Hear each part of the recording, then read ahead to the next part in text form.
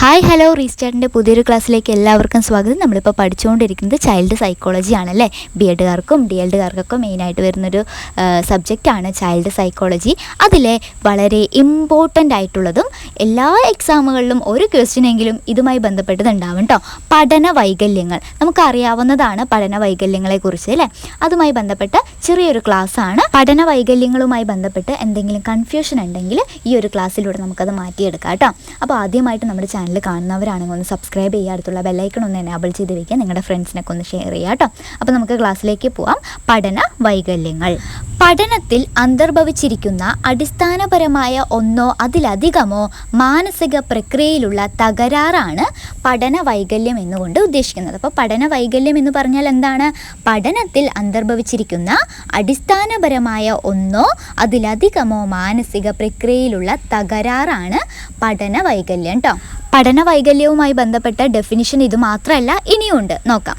ജനിതക സംബന്ധിയായ ഒരു പ്രശ്നമാണ് പഠന വൈകല്യം. അപ്പോൾ പഠന വൈകല്യം എന്ന് പറയുന്നത് ജനിതക സംബന്ധിയായ ഒരു പ്രശ്നമാണ്.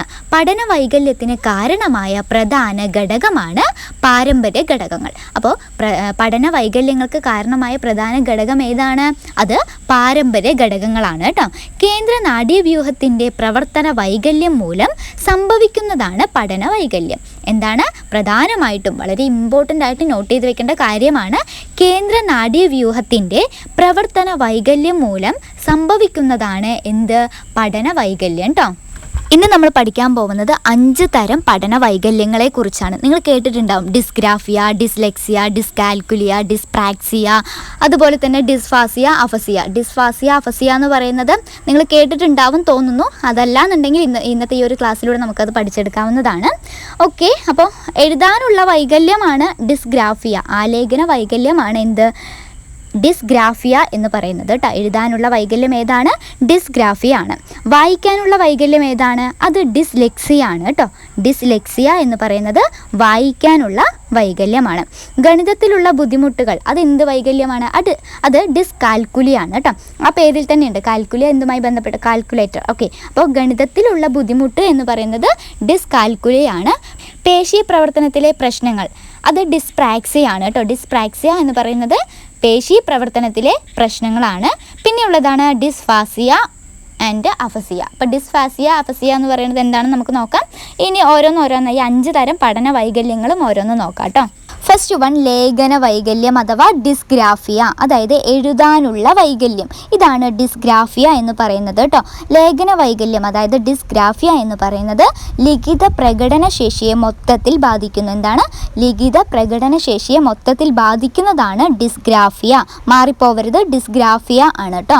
കൈയക്ഷരം, സ്പെല്ലിംഗ്, ആശയങ്ങൾ രൂപീകരിച്ച് എഴുതാൻ എന്നിവയിൽ പ്രയാസം അനുഭവപ്പെടുന്നത്. ഇപ്പോൾ കൈയക്ഷരം വൃത്തിയില്ലായ്മ, അതുപോലെ സ്പെല്ലിംഗ് മിസ്റ്റേക്ക് ഉണ്ടാവുക, ആശയങ്ങൾ രൂപീകരിച്ച് എഴുതാൻ പ്രയാസപ്പെടുന്നതൊക്കെ എന്താണ്? ഡിസ്ഗ്രാഫിയ ആണ്. അക്ഷരങ്ങൾ, വാക്കുകൾ എന്നിവ വിട്ടുപോകുകയോ കൂട്ടിച്ചേർക്കുകയോ ചെയ്യുന്നതും ഡിസ്ഗ്രാഫിയ ആണ് കേട്ടോ. അക്ഷരങ്ങൾ, വാക്കുകൾ എന്നിവ വിട്ടുപോകുകയോ കൂട്ടിച്ചേർക്കുകയോ ചെയ്യുന്നത് ഡിസ്ഗ്രാഫിയ ആണ്. അക്ഷരങ്ങൾ കണ്ണാടിയിൽ എന്ന പോലെ തിരിഞ്ഞു പോകുന്നതും ഡിസ്ഗ്രാഫിയ ആണ് കേട്ടോ. ആലേഖന വൈകല്യം അഥവാ ലേഖന വൈകല്യമാണ്. എഴുത്തിൽ വൃത്തിയും വെടുപ്പും ഇല്ലാതിരിക്കുന്നതും ഡിസ്ഗ്രാഫിയ ആണ്. എഴുത്തിൽ വൃത്തിയും വെടുപ്പും ഇല്ലാതിരിക്കുന്നത് ഡിസ്ഗ്രാഫിയ ആണ്. അതുപോലെ സ്ലോ ആയിട്ട് എഴുതുന്നത്, സാവകാശം എഴുതുന്നതും ഡിസ്ഗ്രാഫിയ, ആലേഖന വൈകല്യം അഥവാ ലേഖന വൈകല്യമാണ് കേട്ടോ. അപ്പോൾ എന്തൊക്കെയാണ് ഡിസ്ഗ്രാഫിയ എന്ന് പറഞ്ഞാൽ? ലിഖിത പ്രകടന ശേഷിയെ മൊത്തത്തിൽ ബാധിക്കുന്നതാണ് ഡിസ്ഗ്രാഫിയ എന്ന് പറയുന്നത്. കൈയക്ഷരം, സ്പെല്ലിംഗ്, ആശയങ്ങൾ രൂപീകരിച്ച് എഴുതുക എന്നിവയിൽ പ്രയാസം അനുഭവപ്പെടുന്നതും ഡിസ്ഗ്രാഫിയ ആണ്. അക്ഷരങ്ങൾ, വാക്കുകൾ എന്നിവ വിട്ടുപോകുകയോ കൂട്ടിച്ചേർക്കുകയോ ചെയ്യുന്നതും ഡിസ്ഗ്രാഫിയ ആണ്. അക്ഷരങ്ങൾ കണ്ണാടിയിൽ എന്ന പോലെ തിരിഞ്ഞു പോകുന്നു, അതും എന്ത് തന്നെയാണ്? അത് ഡിസ്ഗ്രാഫിയ തന്നെയാണ് കേട്ടോ. എഴുത്തിൽ അല്ലേ, കുട്ടികൾ എഴുതുമ്പോൾ വൃത്തിയും വെടുപ്പൊക്കെ ഇല്ലാതിരിക്കുന്നതും എന്ത് തന്നെയാണ്? ഡിസ്ഗ്രാഫിയ തന്നെയാണ്. ദെൻ സ്ലോ ആയിട്ട് എഴുതുന്നത് അല്ലേ, സാവകാശം എഴുതുന്നതും ഡിസ്ഗ്രാഫിയ ആണ്. എഴുതാൻ എഴുതാനുള്ള വൈകല്യം. ഓക്കെ, ക്ലിയർ, അത് ക്ലിയർ ആയല്ലോ അല്ലേ. അടുത്തതാണ് വായനാ വൈകല്യം, ഡിസ്ലെക്സിയ. ഇപ്പം നമ്മൾ പഠിച്ചത് ഏതായിരുന്നു? എഴുതാനുള്ള വൈകല്യം, ഡിസ്ഗ്രാഫിയ. ഓക്കെ, ഇനി അടുത്തത് വായിക്കാനുള്ള വൈകല്യമാണ് കേട്ടോ, അത് ഡിസ്ലെക്സിയ ആണ്. മാറിപ്പോവരുത് രണ്ടും തമ്മിൽ. വായനാ വൈകല്യം, ഡിസ്ലെക്സിയ. കുറച്ച് മുൻപ് നമ്മൾ എന്തായിരുന്നു പഠിച്ചത്? എഴുതാനുള്ള വൈകല്യം അല്ലേ, അതെന്തായിരുന്നു? അത് ഡിസ്ഗ്രാഫിയ ആണ്. മാറിപ്പോവരുത്. എഴുതാനുള്ള വൈകല്യം എന്ന് പറഞ്ഞാൽ അത് ഡിസ്ഗ്രാഫിയ ആണ്. ഇത് വായിക്കാനുള്ള വൈകല്യം എന്താണ്? ഡിസ്ലെക്സിയ ആണ് കേട്ടോ. അക്ഷരങ്ങളുടെ ചിഹ്നവും ശബ്ദവും മാറിപ്പോവുക, അതെന്താണ്? അത് ഡിസ്ലെക്സിയ ആണ്. അക്ഷരങ്ങളുടെ ചിഹ്നവും ശബ്ദവും മാറിപ്പോവുക. അർത്ഥബോധത്തോടെ വായിക്കാൻ കഴിയാതെ ഇരിക്കുക, അർത്ഥബോധത്തോടെ വായിക്കാൻ കഴിയാതെ ഇരിക്കുന്നതും എന്ത് തന്നെയാണ്? ഡിസ്ലെക്സിയ, അതായത് വായനാ വൈകല്യം തന്നെയാണ് കേട്ടോ. അടുത്തത് വാക്കുകളോ വരികളോ തന്നെയോ വിട്ടുപോവുക, അതായത് വാക്കുകൾ അല്ലേ, ചില നമ്മളൊരു പാരഗ്രാഫൊക്കെ ഒരു പാസേജൊക്കെ വായിക്കാൻ പറയുമ്പോൾ അതിൻ്റെ വാക്കുകൾ വിട്ടുപോവുക, ആ ഒരു വരി തന്നെ വിട്ടുപോകുന്നതൊക്കെ എന്താണ്? അത് ഡിസ്ലെക്സിയ ആണ്, വായനാ വൈകല്യമാണ്. ഓക്കെ, അക്ഷരം മാറിപ്പോവുക, ഇല്ലാത്ത വാക്കുകൾ ചേർത്ത് വായിക്കുക, തപ്പിത്തടഞ്ഞുള്ള വായന, ഇതൊക്കെ എന്താണ്? വായനാ വൈകല്യമായ ഡിസ്ലെക്സിയ ആണ്. ഓക്കെ, വാക്കുകളോ വരികളോ തന്നെ വിട്ടുപോവുക, അക്ഷരങ്ങൾ മാറിപ്പോവുക, ഇല്ലാത്ത വാക്കുകൾ എന്ത് ചെയ്യുക? ചേർത്ത് വായിക്കുക, തപ്പിത്തടഞ്ഞുള്ള വായന, ഇതൊക്കെ ഡിസ്ലെക്സിയ ആണ്. ഓക്കെ ആണോ? ക്ലിയർ ആണോ? അടുത്ത പഠന വൈകല്യമാണ് ഡിസ്കാൽക്കുലിയ. ഡിസ്കാൽക്കുലിയ എന്ന് പറയുമ്പോൾ കാൽക്കുലേറ്റർ ഓർമ്മ വരുന്നുണ്ട് അല്ലേ. അങ്ങനെയാണെങ്കിൽ അത് ഗണിതവുമായി ബന്ധപ്പെട്ടതല്ലേ, അങ്ങനെ കണക്ട് ചെയ്താൽ മതി കേട്ടോ. ഡിസ്കാൽക്കുലിയ എന്ന് പറഞ്ഞാൽ കാൽക്കുലേറ്റർ ഓർത്താൽ മതി, എന്നിട്ട് മാത്സിലേക്ക് കണക്ട് ചെയ്താൽ മതി. അപ്പോൾ ഗണിതത്തിലുള്ള ബുദ്ധിമുട്ടാണ് ഡിസ്കാൽക്കുലിയ. ഓക്കെ, അങ്ങനെയെങ്കിൽ നമ്മൾ ഡിസ്ഗ്രാഫിയ എന്തായിരുന്നു? എഴുതാനുള്ള വൈകല്യമായിരുന്നു അല്ലേ. ഡിസ്ഗ്രാഫിയ, ഗ്രാഫ് എന്നൊക്കെ പറയുമ്പോൾ വരയ്ക്കുന്ന പോലെയല്ലേ എഴുതുന്നത്, അപ്പോൾ അങ്ങനെ കണക്ട് ചെയ്താൽ മതി. ഞാൻ അങ്ങനെയാണ് കണക്ട് ചെയ്തത്. അപ്പോൾ ഗ്രാഫ് പോലെയല്ലേ നമ്മൾ എഴുതുന്നത്, അപ്പോൾ എഴുതാനുള്ള വൈകല്യം ഡിസ്ഗ്രാഫിയ. ഓക്കെ, ഇനി ഡിസ്ലെക്സിയ ആണ് അല്ലേ, അത് വായിക്കാനുള്ള വൈകല്യം, അതായത് ലെക്സി പെന്നിങ് കൊണ്ട് എഴുതിയിട്ട് അത് വായിക്കുക. ഞാൻ അങ്ങനെ കണക്ട് ചെയ്ത് വെച്ചത്. നിങ്ങൾക്ക് അങ്ങനെ പറ്റുന്നുണ്ടെങ്കിൽ അങ്ങനെ കണക്ട് ചെയ്യുക, അല്ലെങ്കിൽ നിങ്ങൾക്ക് വേറെ എന്തെങ്കിലും കോഡ് ഉണ്ടെങ്കിൽ അങ്ങനെ കണക്ട് ചെയ്താലും മതി. അപ്പോൾ ഡിസ്ലെക്സിയ എന്ന് പറഞ്ഞാൽ ലെക്സി പെന്ന് കൊണ്ട് എഴുതിയിട്ട് അത് വായിക്കുക. ഡിസ്ഗ്രാഫിയ എന്ന് പറയുമ്പോൾ ഗ്രാഫ് അല്ലേ, ഗ്രാഫ് പോലെയാണല്ലോ എഴുതുക, അപ്പോൾ എഴുതാനുള്ള വൈകല്യമാണ് ഡിസ്ഗ്രാഫിയ എന്ന് പറഞ്ഞാൽ. ഡിസ്കാൽക്കുലിയ പിന്നെ അറിയാലോ അല്ലേ, കാൽക്കുലേറ്റർ ഓർത്താൽ മതി. ഗണിതവുമായി ബന്ധപ്പെട്ട ഗണിതത്തിലുള്ള ബുദ്ധിമുട്ടാണ് ഡിസ്കാൽക്കുലിയ എന്ന് പറഞ്ഞാൽ. ഓക്കെ അല്ലേ, ക്ലിയർ ആണല്ലോ അല്ലേ. അക്കങ്ങളും സംഖ്യകളും എഴുതുന്നതിലും കണക്ക് കൂട്ടുന്നതിലും പ്രയാസങ്ങൾ അനുഭവപ്പെടുന്നത് ഡിസ്കാൽക്കുലിയ ആണ് കേട്ടോ. എന്താണ്? അക്കങ്ങളും സംഖ്യകളും എഴുതുന്നതിലും കണക്ക് കൂട്ടുന്നതിലും പ്രയാസങ്ങൾ അനുഭവപ്പെടുന്നത് എന്ത് വൈകല്യമാണ്? അത് ഡിസ്കാൽക്കുലിയ. ഗണിത പ്രശ്നങ്ങൾ മനസ്സിലാക്കുക, ഉത്തരങ്ങൾ കണ്ടെത്തുക, ഗണിത വസ്തുതകൾ ഓർമ്മിക്കുക, സമയം, പണം ഇവയെ സംബന്ധിച്ച് കണക്കുകൾ ചെയ്യുക തുടങ്ങിയ ശേഷികളെ പ്രതികൂലമായി ബാധിക്കുന്നത് എന്താണ്?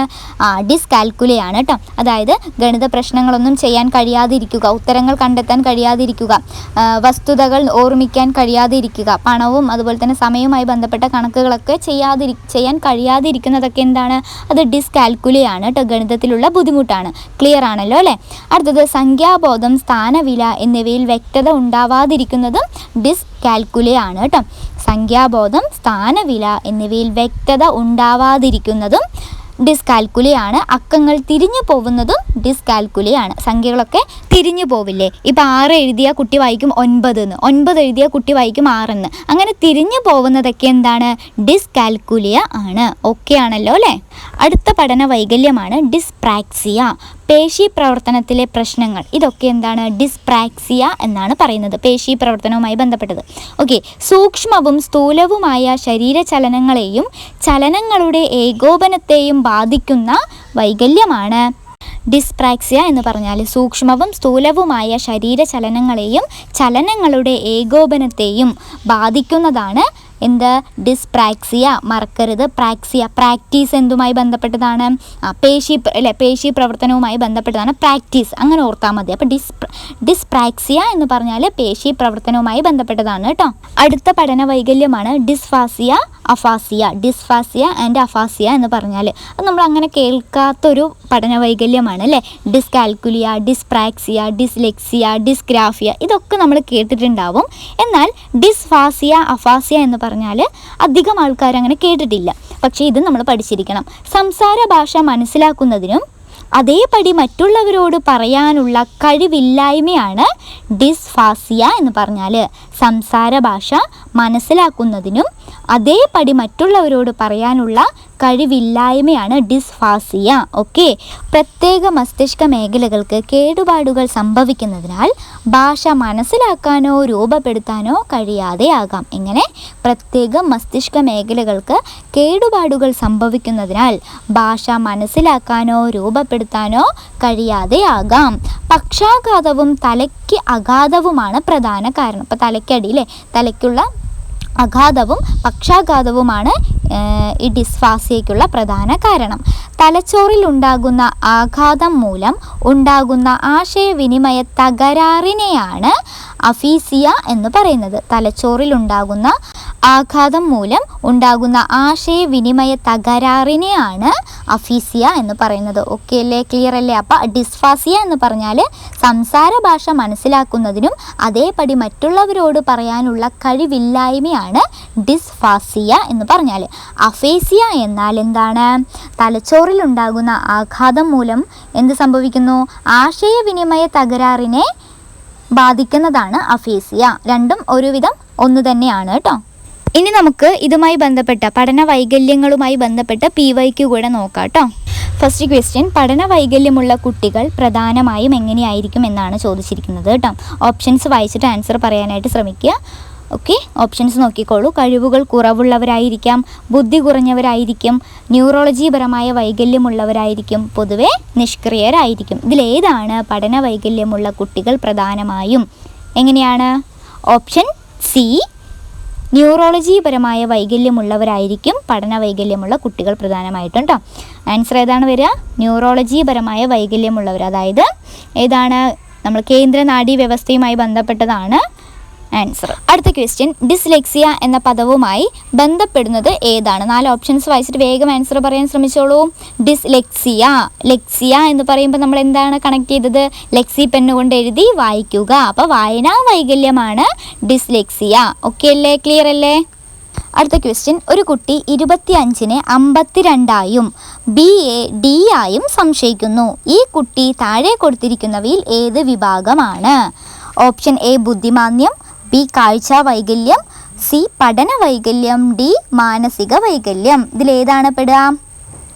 നമ്മൾ ഇത്ര നേരം പഠിച്ചത് എന്ത് തന്നെയാണ്? പഠന വൈകല്യങ്ങളാണ് അല്ലേ?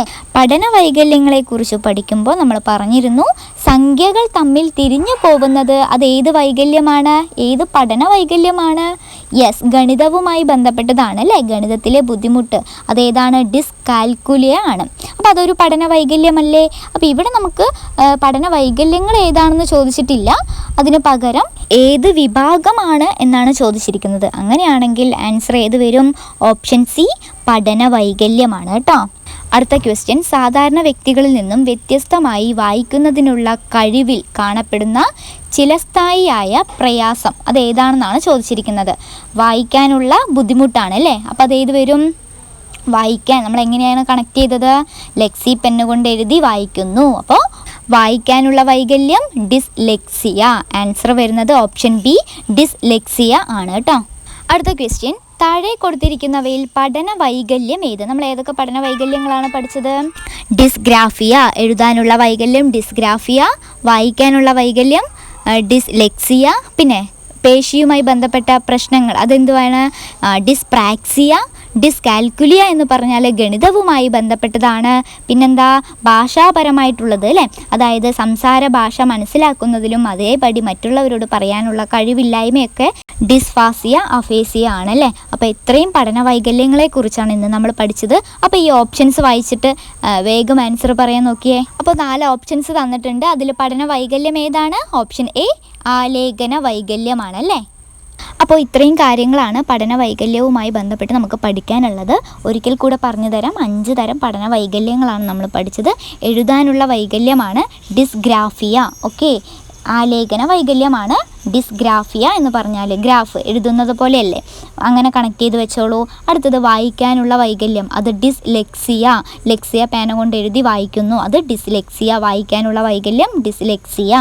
ഇനി ഗണിതത്തിലുള്ള ബുദ്ധിമുട്ട് അതെന്താണ്?